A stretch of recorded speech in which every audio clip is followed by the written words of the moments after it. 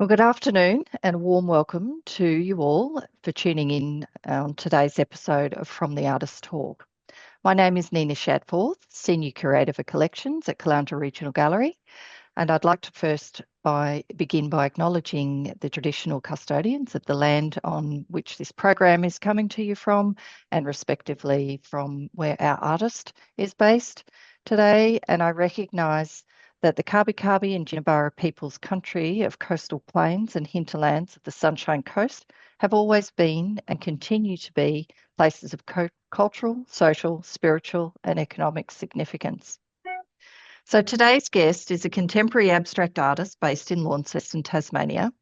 His work is characterised by the use of digital technologies to explore the possibilities of abstraction and minimalism with contemporary photo media. He holds a Masters of Contemporary Art from the University of Tasmania, and prior to that, a Bachelor of Fine Arts with honours, a Diploma of Education, and a Bachelor of Fine Arts back in 87, 89 from the University of Tasmania. He has exhibited his work extensively throughout Australia and selectively in the United States, Asia, and Europe, and is represented in both public and private collections. He's also been a winner of a number of art awards along the east coast of Australia, as well as multiple finalists in many more art awards, including 3 times finalist here in the Sunshine Coast Art Prize.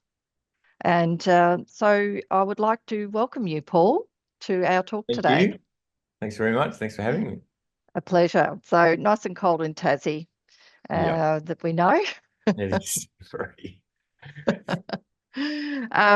So we'll get started with our questions and, sort of think about the beginning of hmm when you first became interested in art. And was there a moment that you can recall that the penny dropped, that you thought, yeah, this is what I want to do? Um, I I suppose for me,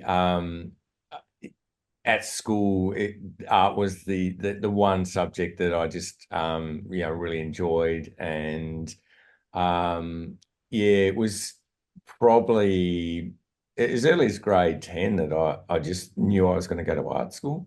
So I'd already made that decision. Still unsure of what I was going to do or the direction I might take, but I knew that was in it for me, and yeah, and so I followed that path, and at that stage, the university in Hobart down in Hunter Street had only moved to that location 1 year, and Hmm. so it was very new and kind of shiny, and a very exciting place to be. It was a real hive. So my memories of that are very, very fond. Yeah. And did you have, sort of any career intentions post university, especially when you think back at, being an undergraduate, um, and what were I your, I suppose what I was your had thinking? yeah, like yeah, as an undergraduate I majored in photography, and I kind of had a small window where I thought I would move into a commercial kind of side of Mhm. photography. Yeah, that didn't last very long. And it was funny because yeah, as an undergrad and in those days, I suppose we were still dealing predominantly, well, we were dealing with wet photography. Yeah. Um, the realm of digital was just on the horizon, but there wasn't really much you could kind of do with it. It was very much in its infancy. So, yeah, undergrad majored in photography, but then actually post university moved into painting, which was my minor, and I kind of followed that path for quite some time Mm. until And I, until I hit my master's pretty much. yeah, and so was painting your sort of foundation, um, art form? Yeah, painting was, and painting, even the kind of the language that is happening in my work today was evident in my painting, and I suppose for me, yeah, when I returned to university in 2009 to do my master's, Yep. there was that epiphany moment where I was at a really transitional point between, I suppose, between painting and photography.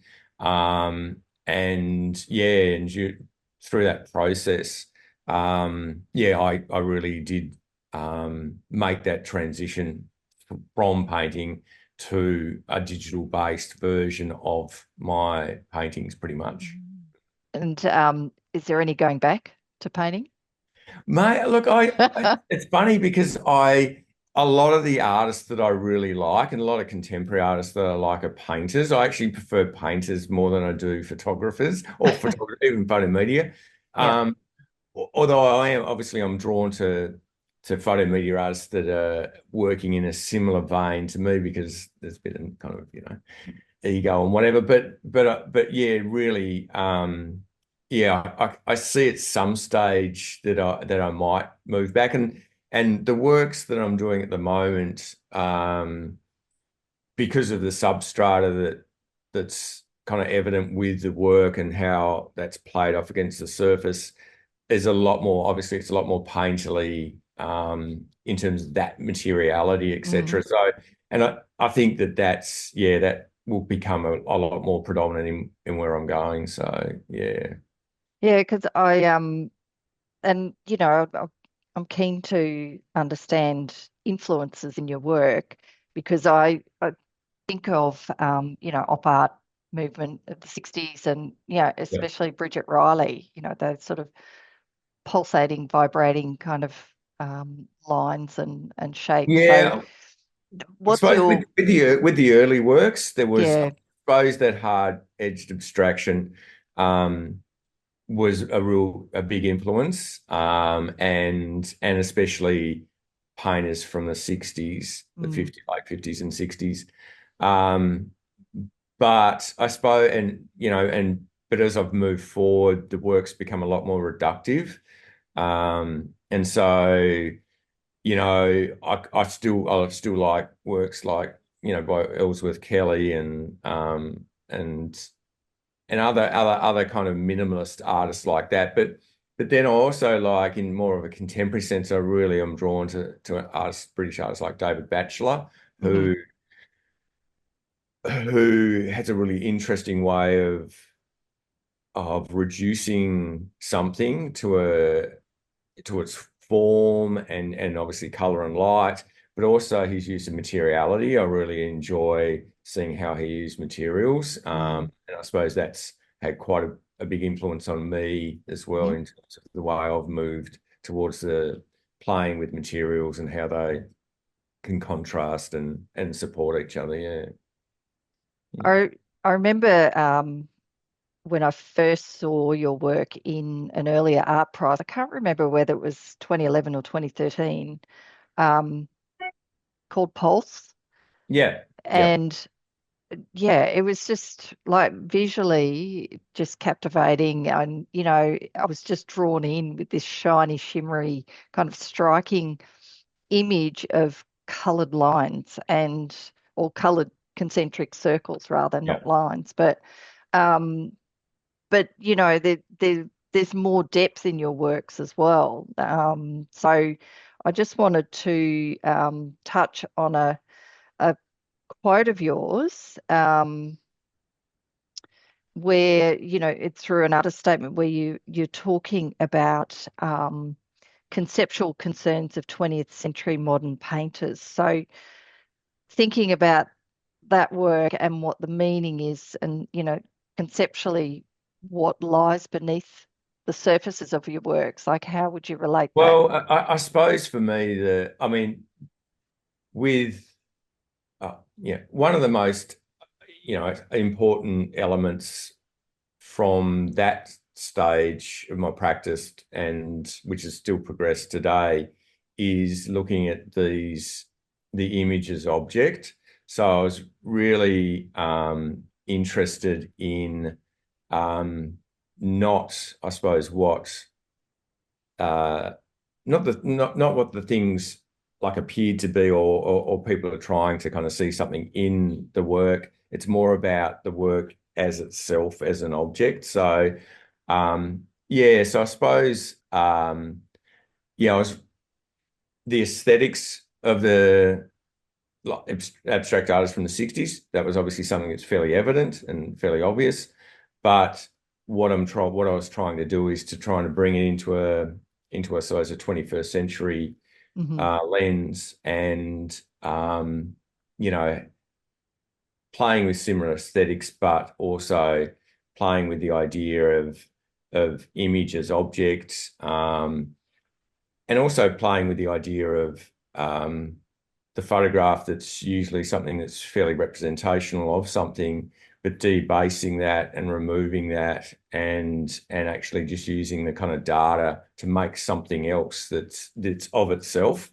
Hmm. So yeah, so there's a kind of a few kind of layers of things. There's the aesthetic thing, but then there's also the physical nature of them, and that's why I've never framed any works because I don't like them being seen and boxed in as presented in within something within a frame. Mm. They are the works themselves. They Yep. are that is it, and it's not something that needs to or has to be framed. Yep. And I suppose, and that's why that objecthood and that nature of, and as the work that you've got, they become a lot more three-dimensional. So they're coming out from the wall and they're becoming or more sculptural in that sense. Yeah. Yeah, because when you look at over the years, you know, the image as object also becomes apparent in terms of the shapes of the works. Like you're not limiting yourself to the box as No. such. You've got the circular shape, but you've also got really long, rectangular, horizontal, vertical, and then as you say with the recent works, you're creating this another dimension by getting people to peer around the side of the work, and there's more visual information. So how did that come about? Like what was your approach with that? Um, I I curated a show called Image Object, and in I think it was 2019 or 2020 or something like that. And a lot of the artists that I include in that show were all working, most are painters, but we're all working with kind of almost like relief type Hmm. works. So they were either came off the wall or they had elements that were three-dimensional. And I suppose I went down that rabbit hole and I was just so fascinated with what other people were doing. And my initially I was playing with I remember starting with the first works I did were mounted on 6 mil acrylic. As you can imagine, that Mm. was pretty heavy for the really large Yeah. work. But I was actually trying, and then I did acrylic blocks. So I had those really like 40 mil kind of Yep. acrylic blocks. So I was actually playing with these, and I kind of then I went away from that, and then in curating this show, I kind of rediscovered all these other artists who were dealing with all these things, and I was thinking, oh, it'd be really cool, really interesting to actually actually make these works come off the wall. And then I started to think about surface, and I was thinking about obviously the the smooth and the kind of soft surface Mm. that works have, and contrasting that with a different surface. So then I started playing with different substratas and creating kind of different effects until I arrived at where I am now. So Yeah, they're yeah, definitely like they're almost polar opposites when I think about the works that are like pulse to yeah, the work that is on the wall at the moment, bleed. yeah. They're really like starkly different, but still, yeah, there's still some similarities in terms of like the color arrangements, but there's just a less of a edge, I guess, to sort of Yeah, and I suppose I kind of as I progressed through, I kind of had that jump from the hard edge to these kind of color field kind of works. And mm, there was there's that point where you kind of like, oh, do I, I'm pretty happy where what I'm doing, and there's still a lot of there's still a lot that can happen in that space. But I was just really interested in the way of pushing and moving kind of color around, and so so then that's where that kind of transition happened into these kind of bleed works, and then from those, then the substrata then developed after that, and Yeah. and it's funny because I haven't done any floor-based works or and one of my galleries actually in a shoot for a designer or something used one of my flux works as a an object that just leant against the wall rather than Okay. actually hanging it on the wall. And it's the first time I've actually seen that. And it was Yeah. like, oh, that's actually really There's an idea. interesting. I know it was. I mean, I know that's not a new idea. I mean, a lot of artists have done that before, but it was kind of like I'd never seen it with my work, and I was like, oh, well, that's kind of so that's something that I'm actually thinking about now, and actually potentially pushing into some new work for next year. So Is more in installation type well, some more floor vein. based and actually Mm. having these larger leaning works. Mm. So they kind of they take up space and but they're more objectified, I think, because they're not on a wall. Yeah. Mm. Yeah, it's all different context totally. And so how have people responded to, like, if they're followers of your hard edge abstraction works, and Hmm. have you had any how have the responses, have they changed with you, Yeah, for I the think probably more positive, a lot more. mm, Well, I don't know whether just the people are being quiet who don't like them, but the people who do like them actually are like, oh, I really like your transition, or really like that where you're moving to and things like that. So, yeah.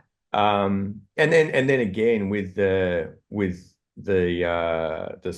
substrata as well, the same thing has kind of happened with that. Um, and that was a when I first showed those, like I suppose like a lot of arts, you don't know. It's very Mm, like I don't know how these are going to be taken because I usually work pretty big and they're pretty immersive, and these are kind of a little bit smaller and they're yeah. you kind of just wasn't quite sure um how that would go. But yeah, no, I've had some really positive, like, I got picked up for a show in Edinburgh earlier in the year. Oh, fantastic. And then one in Heidelberg, same kind of similar, the back works in Heidelberg in Germany. Yep. So, and it's funny because a lot of the aesthetic that I actually am drawn towards is quite a European, quite a like a Dutch, Belgium, German, that kind of European aesthetic. Hmm. It's not so prevalent in Australia. I mean, that might sound a bit, but that reductive element in that object-based Mm. element is really strong in Europe in those kind of countries. So I think so there's yeah, more artistic maturity in the sense that, patronage and appreciation of the arts has been around for a long time, yeah, and minimalism is just is more so than Australia. Mm, It's a lot bigger in Europe. That nature of reduction and yeah. is quite it's really prevalent. Like I had a show in The Hague a few years ago, Mm, and all the artists in that space were all reductive yeah, artists, right. and and it was amazing, so when you because in Tasmania we're obsessed with, and I'll probably get shot down for this, but we're obsessed with the landscape. It's Yeah. like the landscape is kind of king, and it just It's um very strong. Like it certainly speaks, it's got a much louder voice, hasn't Yeah, it? and so when you're working in an area that I work with, you kind of there's you're not quite sure how people are going to respond to it because there's just not a great deal Mm. out there. Mm. I did see these works at the art fair, the recent art fair in Brisbane. There was a stand that Oh had yeah, these yeah, new works, and I did the double take because because what I've seen before is the hard edge yeah. works, and so I sort of saw it and went, huh, and then I did a loop, and I had to come back again and look look more. So because what drew me in was also just that additional consideration to the work being around the sides and a bit more that three-dimensional Mm, popping out of the wall type of aesthetic. So yeah, it was good actually to see it. And I just noticed with the title of Bleed, there's a number on the work that's in our show, which yeah. I should just pull up. But is there any particular significance about the number? Is there a Um, sequence or? there is. So it came, well, all my works are done the same. And Yeah, there was part of it is me being lazy, but also it makes it very easy. So it's that's the all work we're talking about. If anyone hasn't seen it yet, that's it that's there. the work. Yeah. So the first part is the year. So it's 2023. Yep. And then it's the edition, what it like if it's 11 or 14 or whatever of Okay. that. So the one that were pretty, not all of them actually make it to being produced, but Yeah. what I'm creating. And so therefore it's within a series, it has a year and then it has a hashtag, has a number. So Yeah. Okay. and Well, it's I looked kind at of that and I like thought, I kind of like it because again, it like the work. It's very formal. It's yes, it's it's it's like an accession number for the it's collection. exactly right because there's no narrative, there's no story that you don't call them things because they're not about anything. They're about themselves. So Yeah. I kind of like the idea that the number is the name. It's got it sits within a yeah series and Yeah.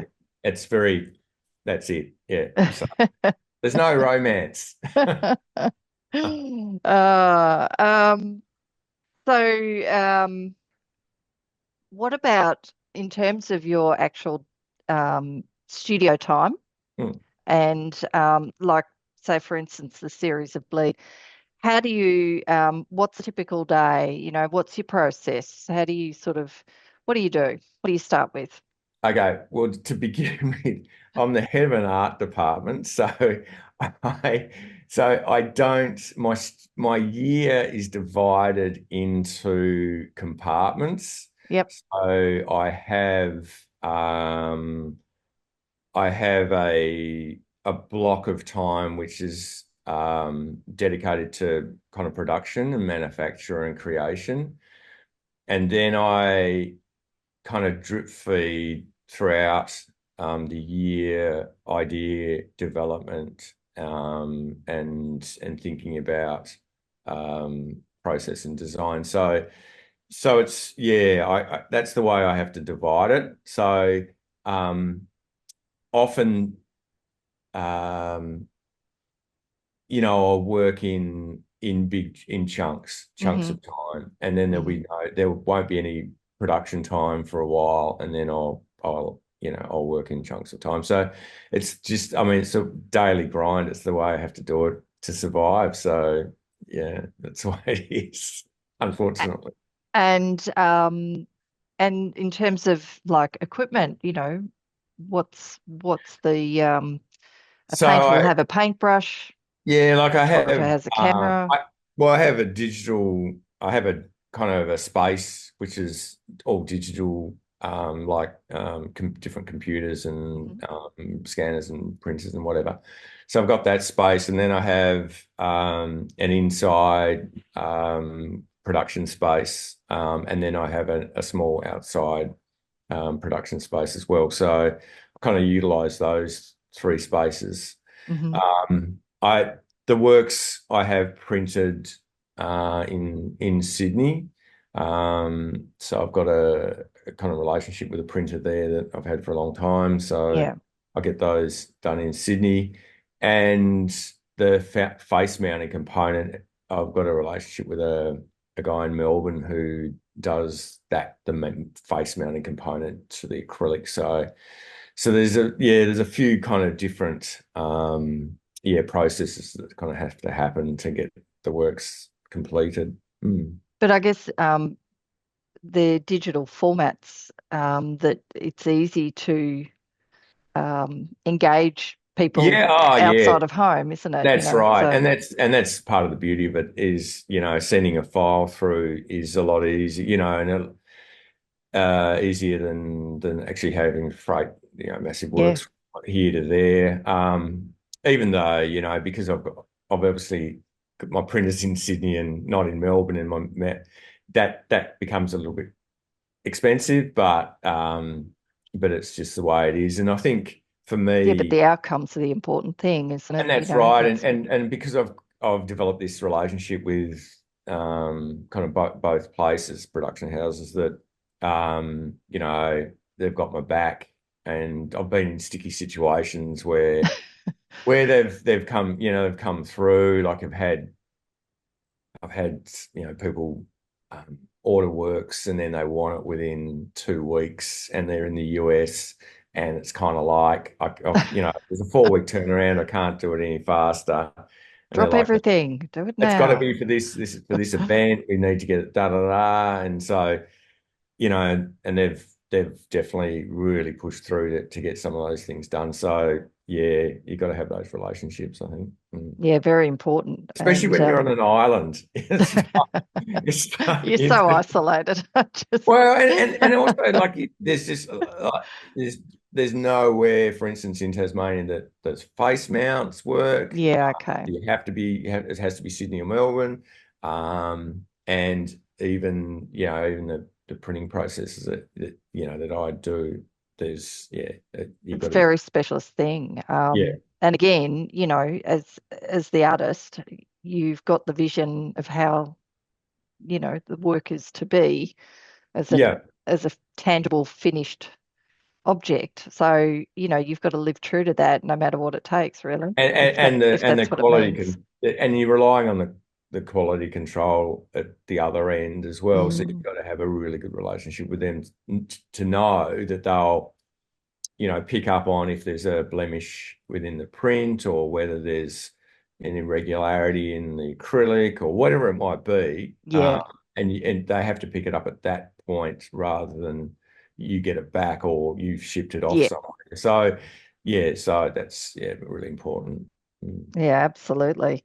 Um, and thinking about your career so far, Mm. um, has there been any special, memorable moment that, I've had a you'd like to, couple. I yeah, suppose, the what's first been the one. most important or the most, yeah, Well, there's been a significant? few because the first one I think was in 2014 when I was taken to the Melbourne Art Fair um, as a solo show. So that was as a starting point Mm, to mm. kind of get out there and actually for people to see your work on a large scale.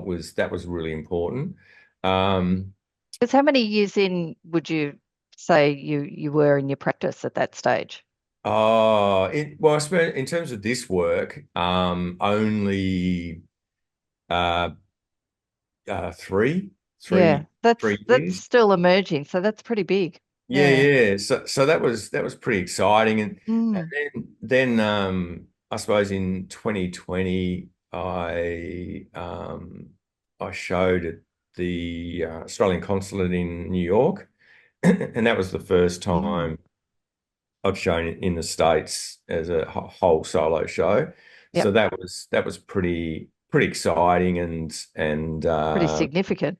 yeah, and pretty significant as well. Like it was really, you felt like a bit of a rock star, so that was kind of nice. And then I suppose that the more recently, which was kind of out of the blue, I got commissioned by Tiffany and Co. to produce like 22 works for their showrooms. Oh, wow. So that was again, that was kind of out of, and that was a crusty backed works. So that was kind of yeah, out of the blue, and then it developed into this body series of works that are kind of all around the world in their kind of showrooms now. Yeah, an interesting partnership, but that's again in terms of like the reach and exposure for an artist, it's a fantastic opportunity. Yeah, yeah. And I think that, like, as you know, you alluded to before, that what drew them was the clean face and the Mm, distressed back. And mm. obviously there's this similarity between when you cut a gemstone in half and then it's out of the raw, Yeah. it's earth. I kind of think that aesthetic was something that they, I mean, I don't know, but I was trying to work out particularly why they were Why interested in me? those works. Yeah, yeah. So, and I think maybe that was the thing Yeah. they were going for. Mm. Yeah. Yes, Oh, they're the that's things that, fantastic. yeah. Um, and in terms of uh, any advice that was given to you, is there anything that stuck with you? Or on the flip side of that, have you got any advice that you would share? Well, I suppose, yeah, I suppose thinking about that, I don't think there's any particular advice that I can recall, but I think that, and this has come up what in the wash over the years, and I think it's Yeah. something that I would probably give any other artists is, one, don't be afraid to take some risks, and have it, yeah, go with your gut in that sense. Mm. And I think that, yeah, just being part of the conversation, just being part of a conversation. So just whatever you're producing, you've just got to keep giving it a crack and trying just to kind of continuously be part of the conversation that's going around. So I think they're the things that I kind of hold true, and I think Yeah. that that yeah, that other people could probably maybe use. Hmm. Yeah, that's great. Thanks for sharing that. And what are you currently working on? Um, well, I've got some larger works that are ex expanding on the work that you've got, some bigger works, and also some works that are using more of the substrata as a surface. So I'm playing that off against the image. So Hmm. they're in the mix, Mm. and that's going to, yeah, happen towards the end of this year and beginning of next year. I've got a couple on the go. Um, and then the other thing that's kind of interesting, which again has taken my living by my thing about taking risks.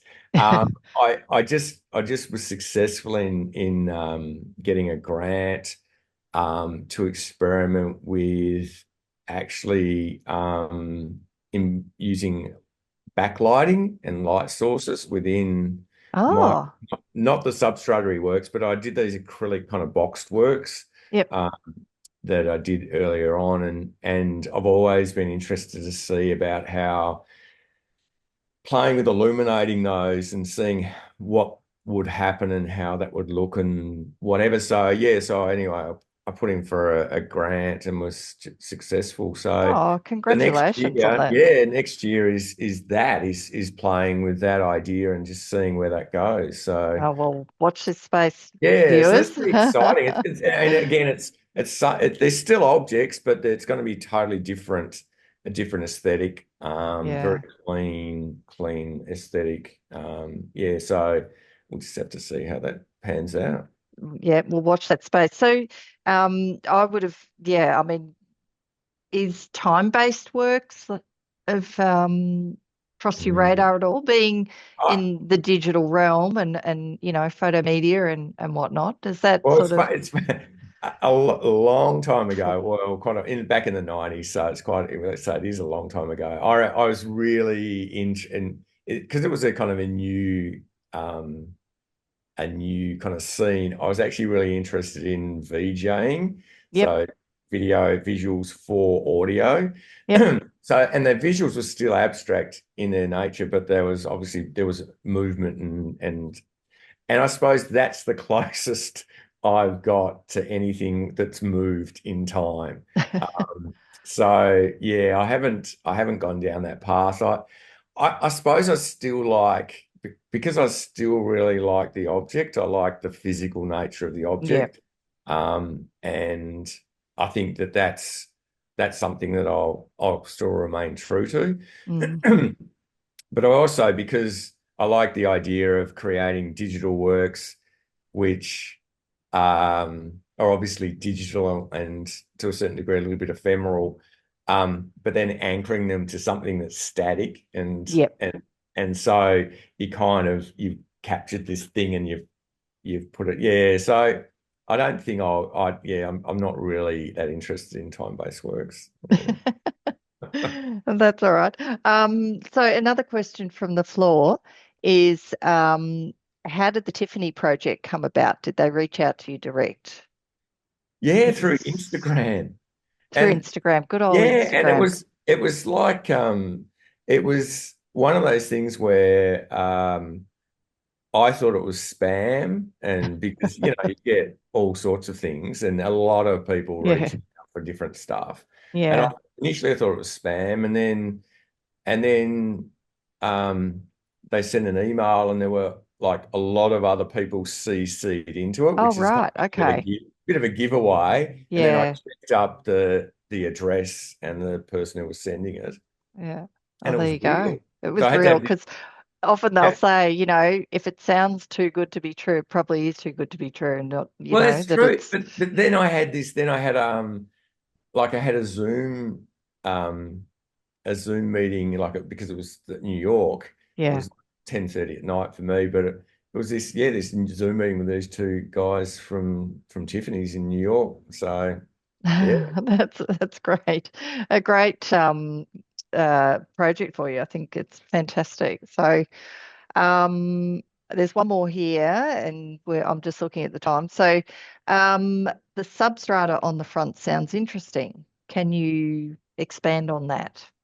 I think they're sort of wanting to know what it Yeah, actually is, I what you mean. suppose um rather than actually using it as just the support for the work, Mm, the actual front plane is actually a distressed kind of panel. So I'm thinking like diptychs, so whereby um, you know, that half of it is image and then the other half is the distressed surface, but still have the backing.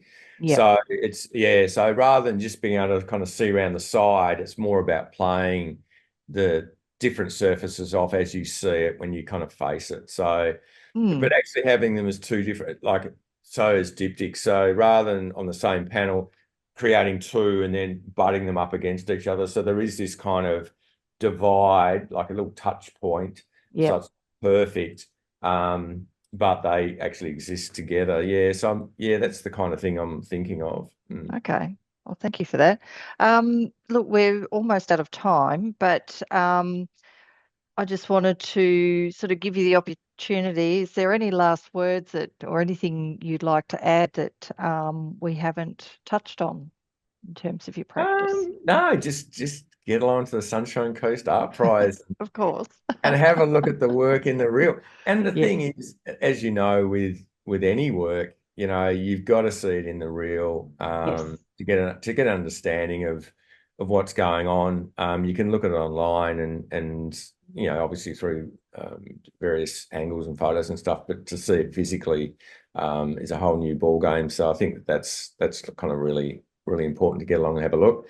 And also, I suppose, just in terms of the prize, it's really nice that to have a reductive work selected as part of this prize. It Mm. just really is really it's great to be able to present that and it to be successful. So I was really happy with that. So thank you for that. Oh, thank you. And it's again, it's your um, third time finalist in our art prize. So we wish you all the best of luck for the winning announcement. So, but before I go on to that, just wanted to let you know that you can follow Paul's work either online or on socials or through his representative galleries, Gallery 9 in Sydney, Studio Gallery in Melbourne, Ideal Art International, and Despark Gallery in Hobart. Yep, online is paulsnell.com. Very easy to remember that one. Um, and as I mentioned, the winners announcement, there are still tickets available here. It's our night of nights in our gallery calendar where we learn who wins the art prize for this year, and the winning work is then acquired into the Sunshine Coast Art Collection, which is my favourite part. And the date is October the 3rd at 6 p.m. And the other thing to remind you of, if you haven't already, there is the People's Choice voting, which is currently still going until this Sunday, the 22nd of September. So you can either do it online or, as Paul suggested, come into the gallery and see the works in real life, because it's a Right. different experience to see them firsthand. Other public programs, we have a Friday up late this Friday with Cubby Cubby artist Tisha Davis, and there's still tickets available for that. There's school holiday programs next Tuesday with cyanotype printing. It's still available tickets on that one as well. So, and just head to the website. There's a bunch of other programs that you can book in for. So thank you once again for joining us and supporting Arts on the Sunshine Coast. We'll see you online next week for our next finalist chat with Karen Cool. And again, Paul, thank you for your time. It was great to learn more about your practice, and thank you for sharing that with My our pleasure. audiences. So go well, and we look forward to seeing what evolves out of this grant for next year, and we'll keep an eye on it. So Great. Excellent. Thank you very much. pleasure. Bye for now. Yeah, bye.